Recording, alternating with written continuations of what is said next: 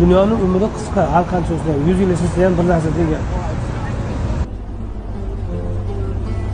Tushga bo'ladi. Inson qabrdan qaytib turganda yoki vafot etgandan keyin hayoti tush kabi. Lam yalbatu illa sa'atan min nahar. Ertalab bir lahza yashagandek bo'ladi inson. Ozgina yashagandek bo'ladi. Bu sizga uzun ko'rinyaptimi? Abadiy hayotga o'tgan paytingizda bu dunyoning hayoti bir lahzaga o'xshaydi. Ne'mati ham bir lahza, musibati ham bir lahza. Shunaqa ekan,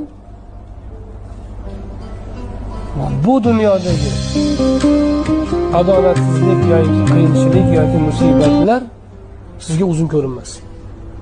Yaxshilarning musibat chekishi siz zada qilmasin.